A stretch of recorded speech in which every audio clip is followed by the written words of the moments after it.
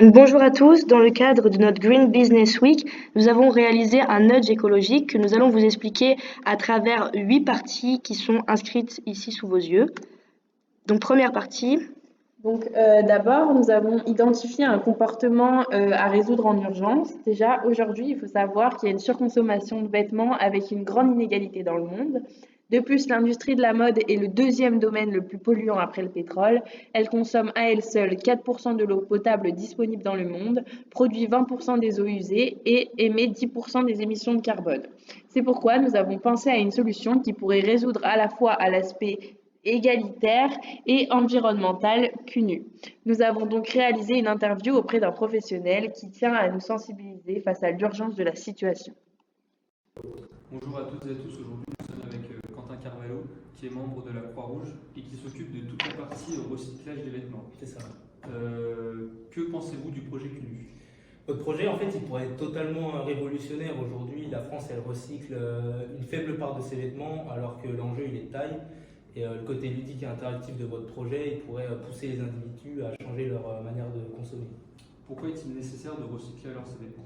Parce qu'actuellement, on estime à 30 kg d'habits qui sont achetés chaque année par personne et on estime environ 442 millions d'euros de vêtements jetés chaque année. Et donc la marge de progression, en fait, elle est là. Ce serait d'éviter cette société de consommation et les achats compulsifs. Qu'est-ce que vous allez faire des vêtements recyclés? Alors nous, à la Croix-Rouge, en fait, on fait comme vous finalement. On a pour objectif de redistribuer les vêtements aux personnes dans le besoin. Et on essaie également à l'international de se développer. Et si les habits sont trop endommagés, on a pour objectif de les recycler pour qu'ils aient une seconde vie.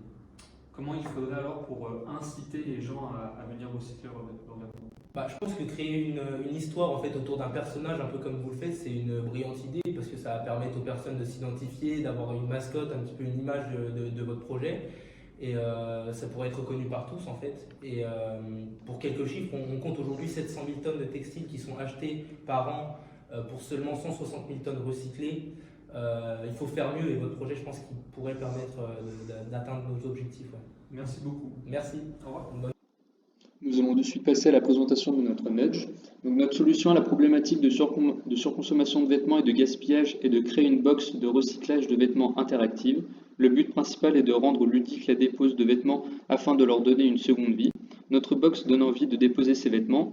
Cela incite les gens à donner une seconde vie à ce qu'ils ne portent pas par le biais du recyclage et de la redistribution des vêtements encore viables par le biais de nos associations partenaires. Nous allons nous intéresser au suivi des vêtements grâce au recyclage. Dans un premier temps, GBTEX viendra récupérer tous les vêtements mis dans la boîte de recyclage, puisqu'en effet, il s'agit d'une entreprise qui met à disposition des associations et structures d'insertion des moyens gratuits pour collecter, entreposer et expédier les vêtements, le linge de maison, les chaussures et la maroquinerie. À la suite de ça, la société Framimex s'occupera du recyclage. Elle est spécialisée dans le tri pour produire des vêtements destinés au réemploi, des textiles destinés à l'effilochage et du chiffon d'essuyage industriel. Notre projet consiste à créer une benne de recyclage pour vêtements. Celle-ci aura pour but d'attirer l'attention et de susciter un sentiment d'intrigue grâce aux lumières et aux couleurs. Notre benne sera munie d'un écran sur lequel un personnage apparaîtra, une fille ou un garçon, en fonction de ce que sélectionne l'individu. Lorsqu'il déposera les vêtements à l'intérieur de la benne, ces derniers apparaîtront directement sur le personnage et l'habilleront. Donc, il y a une personnalisation complète du personnage. Première étape, l'individu sélectionne son personnage, soit une fille ou un garçon. Deuxième étape, il sélectionne le type de vêtements qu'il va insérer dans la benne, donc soit un t-shirt, un pantalon, un pull, etc. Troisième étape, il actionne la poignée et insère les vêtements. Le personnage est maintenant habillé avec les motifs et les couleurs exactes du vêtement qui a été inséré. De plus, tout au long de l'expérience, le personnage émettra des commentaires et remerciera l'individu pour qu'il y ait un vrai contact. Pour ce faire, il y a 2 enceintes à chaque extrémité de la benne. Au-dessus de ce conteneur, un compteur sera installé et indiquera le nombre de personnes que les individus ont pu habiller grâce à leurs actions. Une personne correspond à 3 unités déposées dans la benne, exemple un t-shirt, un pantalon et un pull.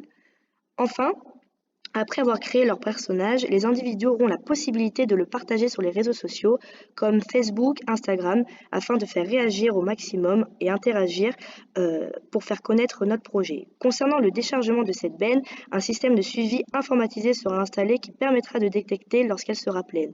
Il y aura donc un ramassage de chaque conteneur pour éviter tout débordement. Les bénéfices pour les parties prenantes seront l'interactivité et le moment ludique que cela va procurer lors de la dépose des vêtements, le fait de recycler ces vêtements et de savoir qu'ils vont être bien utilisés par des entreprises locales et que les vêtements ne risqueront pas d'être jetés et ainsi de polluer la planète.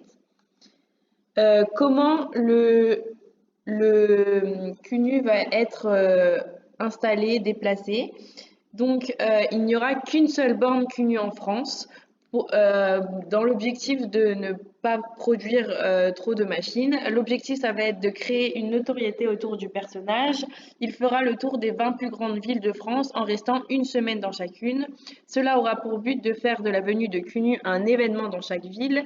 De plus, il y aura un classement qui citera les villes ayant donné le plus de vêtements comptés en unités. Cela permettra de créer un esprit de compétition entre chaque ville et incitera le plus de personnes à participer.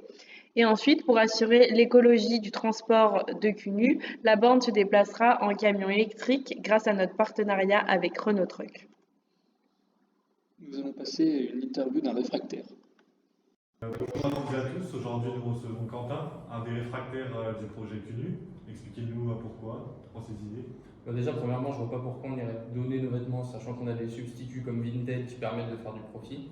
Deuxièmement, vous vous dites un nudge non polluant alors que vous faites une machine électrique qui va consommer énormément.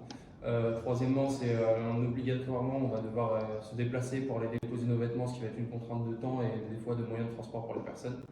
Ensuite, on n'a aucune vraiment information d'où vont les vêtements, parce que c'est quand même, c'est peut-être un mensonge, vous pouvez faire du profit, on ne sait pas. Et enfin, c'est quand même une machine qui va être comme une autre, un design un peu commun, comme on pourrait voir aujourd'hui une collecte de tri pour les poubelles. Ok, merci beaucoup pour vos réponses. Pour contrer les freins de Quentin, donc nous avons plusieurs exemples. Tout d'abord, Vinted a une démarche de croissance avec comme objectif des bénéfices, alors que CUNU s'inscrit dans une démarche vertueuse basée sur le social en redonnant de manière gratuite les vêtements et environnementale car il limite la fast fashion qui a un impact néfaste sur les différents écosystèmes. Ensuite, CUNU est autosuffisant en électricité car il possède ses propres panneaux solaires pour son fonctionnement. Le label CUNU a un contrat avec l'État qui garantit le respect de la redistribution gratuite. Enfin, CUNU est interactif avec un design épuré qui permet une expérience inoubliable. Alors, ce projet a été conçu lors de cette Green Business Week par notre équipe. Donc, nous avons Johanna, Pauline, Lily, Lucas, Quentin et Quentin et Amélien. Merci. Merci.